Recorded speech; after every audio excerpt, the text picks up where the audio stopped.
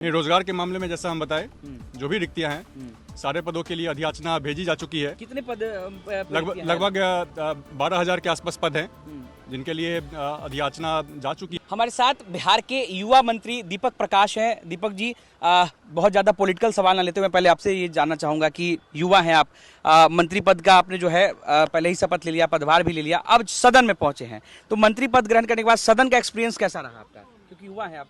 नहीं, अभी सदन में ऑफिशियली उस तरीके से सदस्य के रूप में नहीं पहुंचे हैं, मंत्री के रूप में सदन में आए हैं, कार्यवाही देख रहे हैं, समझ रहे हैं। तो आगे भी कोशिश रहेगी कि अपने अभिभावकों से, जो अनुभवी सदस्यगण हैं, उनसे सीखना है। किस तरीके की रिस्पॉन्सिबिलिटी लेकर के आए हैं, क्योंकि आप पर एक बड़ी जिम्मेदारी दी गई है, उम्र कम है लेकिन जिम्मेदारी बड़ी दी गई है, पूरे बिहार की जनता की जिम्मेदारी, खास करके पंचायती राज विभाग को लेकर के जो जिसका आपको मंत्री बनाया गया है। जी, पंचायती राज विभाग की जिम्मेदारी दी गई है। इसके माध्यम से गांव-गांव तक, जन जन तक पहुंचा जा सकता है। तो पंचायती राज संस्थाओं को मजबूत करना है, लोकतंत्र को मजबूत करना है। दीपक जी, रोजगार को लेकर के बिहार में खूब सवाल उठते रहे हैं, आपको चूंकि विभाग मिला है, तो रोजगार को लेकर के आपके अपने विभाग में क्या तैयारी है, कि कुछ लक्ष्य रखा है आपने कि जब आप मंत्री बने हैं तो आप अपने विभाग में लोगों को रोजगार देंगे?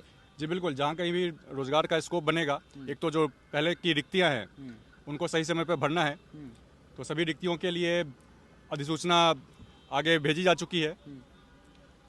और जो विभाग में जो भी स्कीम चल रही हैं उनके माध्यम से भी जहाँ कहीं रोजगार का सृजन हो पाएगा उसको करना है। कई बार जैसे कुछ यंग मंत्री बनते हैं तो वो एक लक्ष्य रखते हैं ताकि काफी चर्चा हो कि कम समय में मंत्री बनते ही एक्शन में आया और इतने लोगों को नौकरी दिया, तो ऐसा कुछ दीपक प्रकाश का भी लक्ष्य है कि जब मैं मंत्री बना हूँ, यंग हूँ, तो मैं ऐसा काम करके दिखाऊंगा कि इतने कम समय में इतने लोग, तो कुछ ऐसा लक्ष्य रखा है? रोजगार के मामले में जैसा हम बताए, जो भी रिक्तियां हैं सारे पदों के लिए अधियाचना भेजी जा चुकी है। कितने पद लगभग 12,000 के आसपास पद हैं जिनके लिए अधियाचना जा चुकी है। कब तक मतलब भर दिया जाएगा? इसके लिए जैसे मुख्यमंत्री जी का निर्देश आया है कि साल भर के अंदर सबको पूरा करना है।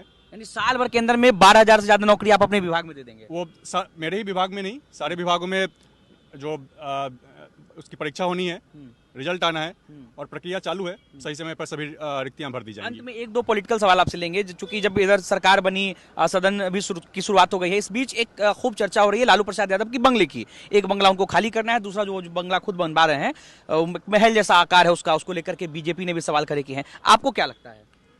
नहीं, इसको बहुत ज़्यादा हम पॉलिटिसाइज करके नहीं देखना चाहेंगे। वो नियमावली के हिसाब से काम हो रहा है। राबड़ी देवी जी को नया आवास मिला है, तो जो भी नई नियमावली है उसके हिसाब से काम। उनका जो अपना प्राइवेट बंगला जो बन रहा है महुआ बाग में, जो नहीं, उसके बारे में जानकारी हमको है नहीं, तो उस बंगले पर सवाल खड़े किए हैं कि लूट। नहीं, उस जानकारी है नहीं, तो हम उस पर कमेंट नहीं कर पाएंगे अभी। चलिए, बहुत बहुत शुक्रिया दीपक जी आपका। चलिए, तो हमारे साथ बिहार सरकार के पंचायती राज विभाग के मंत्री दीपक प्रकाश थे। और सदन में पहुंचने के बाद क्या कुछ एक्सपीरियंस रहा, मंत्री बनने के बाद क्या जिम्मेदारी मिली है और नौकरी को लेकर, रोजगार को लेकर क्या सोचते हैं, साथ ही साथ लालू प्रसाद यादव के बंगले पर उन्होंने क्या कुछ कहा है, ये आपने सुना है। सहयोगी दीपेश के साथ अनिकेत कुमार, बिहार तक, पटना।